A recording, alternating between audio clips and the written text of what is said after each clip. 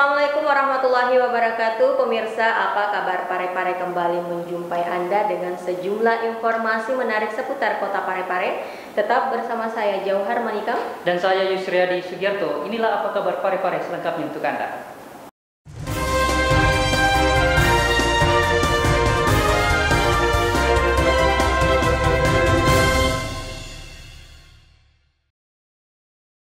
Saudara, lantaran tidak memiliki dokumen resmi dari Balai Karantina Asal, ratusan burung asal Pulau Kalimantan kembali disita Balai Karantina Parepare dari kapal yang berlabuh di Pelabuhan Capa Ujung.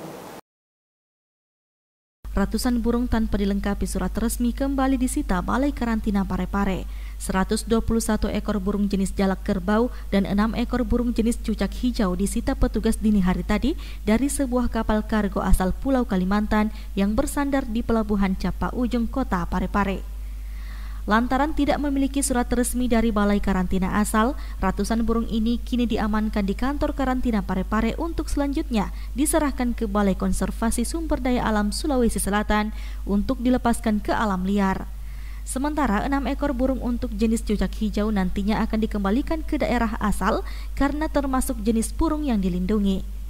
Dr. Hewan Dian Hari Soeharto selaku Kepala Subseksi Pelayanan Operasional Stasiun Karantina Pertanian Kelas 1 Parepare mengatakan, untuk kesekian kalinya, petugas dari karantina bersama pihak dari Polair Polda Sulawesi Selatan kembali mengamankan hewan tanpa dilengkapi surat resmi. Dari awal Januari hingga kini, tercatat sudah ada 2 kali penangkapan yang dilakukan terkait pengiriman burung yang dilindungi tanpa adanya surat resmi. Dalam beberapa bulan terakhir kami sudah selalu melakukan penahanan seperti ini dan kami berkoordinasi dengan Balai Besar Konservasi Sumber Daya Alam Sulsel untuk tindak lanjutnya terutama untuk burung-burung yang dilindungi. Seperti pada awal bulan tanggal 5 Januari 2 minggu yang lalu kami juga menyerahkan burung jalak kerbau dan burung beo emas ke BKSDA untuk dikembalikan lagi ke Kalimantan karena burung beo ini termasuk hewan yang dilindungi. Nah, untuk yang burung cucak hijau tangkapan kali ini kami sementara berkoordinasi juga dengan instansi terkait bagaimana kelanjutannya. Erwin, TV Peduli mengabarkan. Baik, kita ke informasi selanjutnya, pemirsa. Sebagai wujud kepedulian dan untuk memutus mata rantai penyebaran COVID-19, Forum Koordinasi Pimpinan Kecamatan Soreang menggelar aksi bersih-bersih sampah dan penyemprotan disinfektan di area Pasar Lakesi. Forkopimcam Kecamatan Soreang melaksanakan aksi bersih-bersih sampah dan penyemprotan disinfektan di area Pasar Lakesi pada Jumat sore pekan lalu. Aksi membersihkan sampah dilakukan di belakang pasar dengan menggerakkan semua jajaran kecamatan dan kelurahan serta tim kesehatan puskesmas yang ada di wilayah Kecamatan Soreang. Camat Soreang Dede Hari Rustaman yang memimpin langsung kegiatan tersebut mengatakan aksi ini dilakukan sebagai wujud kepedulian pemerintah Kecamatan Soreang terhadap lingkungan di area Pasar Lakesi. Alhamdulillah, ini hari kami bersama seluruh para staf kecamatan dan kelurahan bersama tim gemar penyemprotan Kecamatan Soreang serta tim gabungan tim 4 dalam wilayah Kecamatan Soreang. Kami di sini melaksanakan 3 kegiatan. Yang pertama, pembersihan area tanggul Pasar Lakesi yang menurut pemantauan kami ini sangat luar biasa sampah-sampah yang berada di sini. Karena ini kita lihat pembangunan pasar mulai sangat besar, mulai sangat membangun secara pasar mulai dibangun secara perlahan-lahan dalam bentuk permanen. Jadi kami bersama tim ini memiliki tanggung jawab sedikit masalah lingkungan tanggul. Selain membersihkan sampah, juga dilakukan penyemprotan disinfektan untuk meminimalisir penyebaran virus corona di area pasar. Pada kesempatan itu juga dilakukan edukasi secara humanis oleh tim terpadu penegakan hukum Perwali nomor 31 Kota Parepare terhadap para penjual agar sementara waktu menaati surat edaran tentang pembatasan jam operasional, sekaligus menekankan agar warga pasar tetap disiplin menerapkan protokol kesehatan. Andi, TV Peduli mengabarkan. Pemirsa, sebanyak 140 jiwa pengungsi yang merupakan korban gempa bumi Sulawesi Barat yang berada di Kelurahan Lapakde mendapatkan bantuan paket sembako dari pemerintah Kecamatan Ujung. Sebagai salah satu bentuk kepedulian Kecamatan Ujung beserta segenap jajarannya terhadap musibah gempa bumi yang terjadi di Sulawesi Barat, dilakukan aksi Pray for Sulbar dalam bentuk penggalangan dana lingkup kecamatan dan kelurahan dalam wilayah kerja Kecamatan Ujung. Dari dana yang terkumpul tersebut kemudian digunakan untuk pembelian paket bahan makanan maupun perlengkapan yang dapat sedikit meringankan beban korban pengungsi akibat musibah tersebut. Bantuan-bantuan itu kemudian diserahkan langsung oleh Camat Ujung didampingi oleh Lurah Lapade Sri Meriani kepada para pengungsi.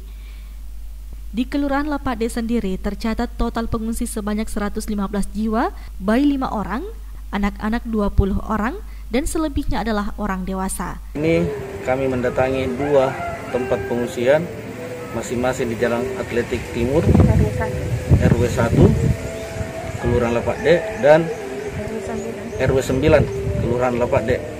Untuk yang pertama di Jalan Atletik berjumlah 16 orang, ada 4 anak laki-laki dan 1 balita, dan selebihnya dewasa.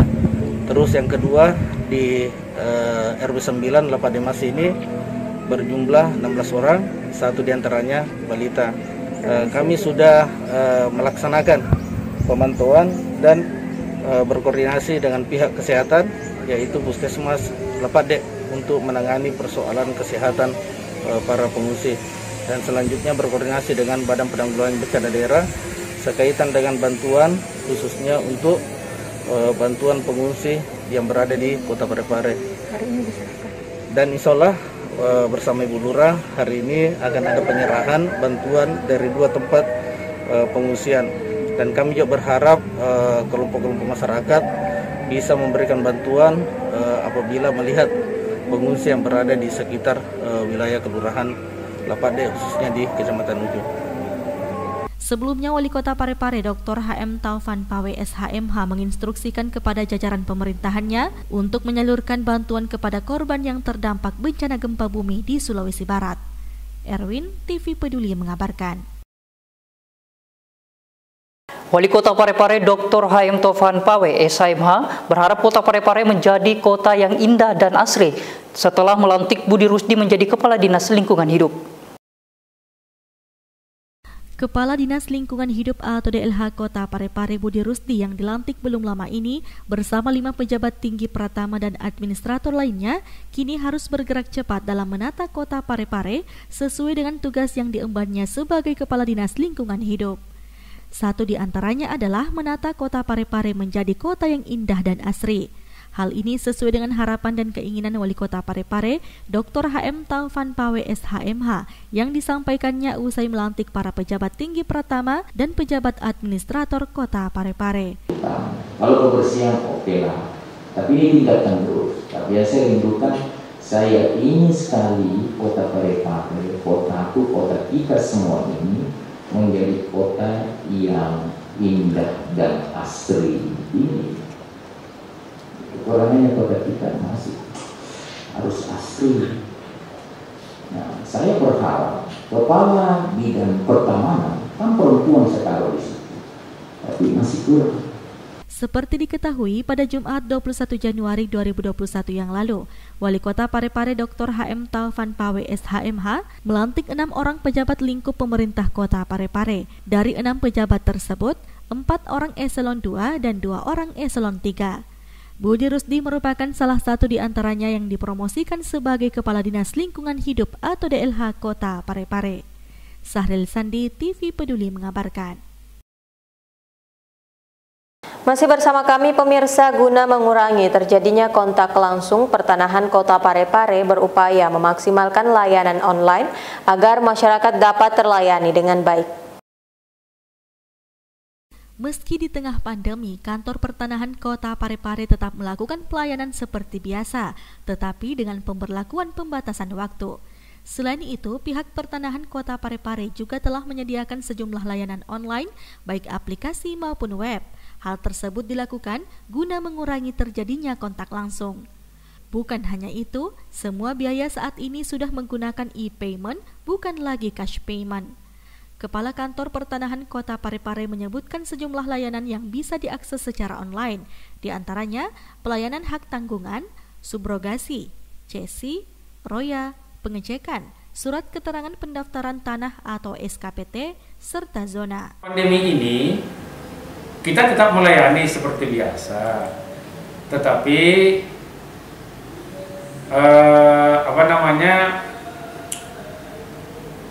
kita batasi waktunya. Kedua, karena Parepare ini termasuk zona merah, tapi karena kita di BPN untuk sementara ini lebih banyak kegiatannya yang layanan elektronik. Kalau pengecekan kan sudah elektronik, tidak ketemu orang, nggak head to head. Semua kedua biayanya semua itu sudah pakai e-payment, bukan cash payment. SKPT, CNT, hak tanggungan. Nah, yang ini yang banyak. Ini sudah kegiatannya semua layanan elektronik tanpa ketemu orang dengan orang. Terkait kalau pengukuran dengan balik nama itu masih kita layanannya masih di kantor, tetapi itu bisa juga online. Digunakan loket atrbp.id, bisa diinput, nanti dapat nomor berkas sementara di sana. Di sini baru kita verifikasi data digitalnya. Seterusnya nanti tinggal kalau sudah lengkap kita cetakkan dia surat perintah store, data-data 5 dokumen. Dia bayar. Artinya mengurangi kita ketemu dengan orang. Kamarudin menambahkan, tidak menutup kemungkinan kedepannya pihak pertanahan akan melakukan penambahan jenis layanan terhadap aplikasi yang ada saat ini. Sri Ayu, TV Peduli mengabarkan. Terima kasih masih tetap bersama kami pemirsa. Peduli dengan bencana gempa, komunitas Pares Jeep Club turut memberikan bantuan kepada korban gempa yang masih bertahan di tenda pengungsian hingga membawa bantuan logistik ke daerah yang terisolir. Pares Jeep Club merupakan komunitas mobil Jeep asal kota Parepare yang ikut ambil bagian membantu korban gempa yang saat ini masih bertahan di tenda pengungsian. Beginilah jalur yang harus mereka lewati. Beberapa jalan yang ekstrim merupakan dampak gempa bumi yang mengakibatkan longsor hingga menutup akses jalan. Untuk mampu sampai di tempat tujuan, 12 unit mobil Jeep digunakan untuk membawa bantuan logistik kepada para korban gempa yang berada di daerah terisolir. Kendaraan roda 4 jenis off-road digunakan untuk membawa bantuan logistik dan obat-obatan, serta 1 unit generator set akan diberikan kepada warga, khususnya daerah yang masih minim bantuan karena akses jalan yang tidak bisa dilalui. Hari ini kami pulang setelah sampai pada tujuan di Desa Ulu Manda yang selama ini tidak bisa dijangkau oleh mobil, dan mudah-mudahan ini rute terakhir yang cukup berat selama ini, dan insya Allah dengan dibukanya jalur sampai ke Ulu Manda, teman-teman yang lain bisa berkunjung sehingga dapat meringankan beban masyarakat yang ada di sini. Nah, inilah kondisi-kondisi ini, mudah-mudahan ini bisa cepat dibersihkan agar akses jalan untuk menuju desa-desa yang ada di atas itu bisa terbuka. Ya. Erwin, TV Peduli mengabarkan. Saudara, selama pandemi melanda, roda perekonomian pada tahun 2020 tidak berjalan dengan baik. Oleh karena itu, pada tahun 2021 ini, Wali Kota Parepare Dr. HM Taufan Pawe SHMH mengingatkan Kepala SKPD untuk bekerja secara maksimal dalam pemulihan ekonomi, namun tetap mengedepankan protokol kesehatan. Pencanangan tahun 2021 sebagai tahun pemulihan ekonomi menjadi pesan tersendiri Wali Kota Parepare Dr. HM Taufan Pawe SHMH untuk mengingatkan kepada semua pengguna anggaran di organisasi perangkat daerah atau OPD lingkup pemerintah Kota Parepare untuk di tahun 2021 ini agar bekerja untuk pemulihan ekonomi dengan mengedepankan penegakan protokol kesehatan. Pesan ini diungkapkan Wali Kota Parepare Dr. HM Taufan Pawe SHMH usai melantik pejabat tinggi Pratama dan pejabat administrator lingkup pemerintah Kota Parepare di ruang pola kantor Wali Kota Parepare beberapa hari yang lalu. Kepada pimpinan satu kerja perangkat daerah, camat, pengguna anggaran, semuanya, tolong dipahami. Nah, ada Pak Inspektur yang mendengar ini. Tolong dipahami tahun ini kita tetapkan sepakati sebagai tahun pemulihan ekonomi. Dipahami betul, tahun pemulihan ekonomi ini bukan berarti, kalau ekonomi dengar baik-baik ini, bukan berarti semua aktivitas perekonomian di kota ini loss semuanya sesuai mau-mau. Oh enggak mau, saya begitu konsep saya.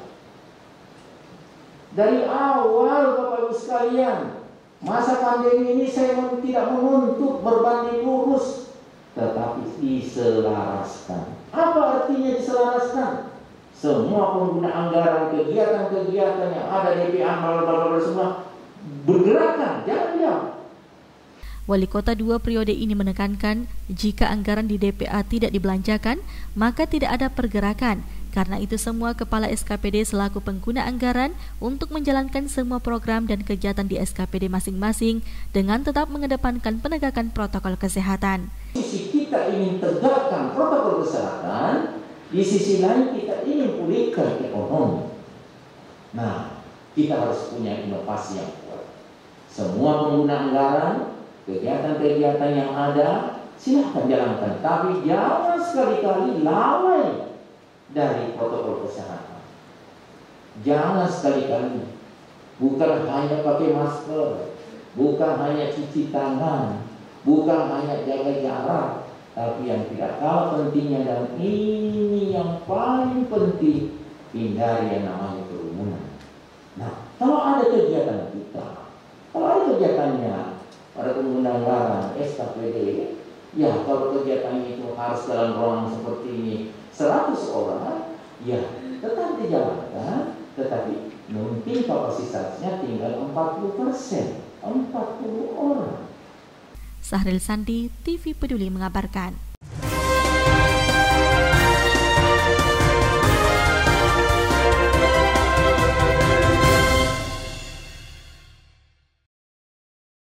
Dan pemirsa, informasi tadi sekaligus menutup perjumpaan kita untuk saat ini.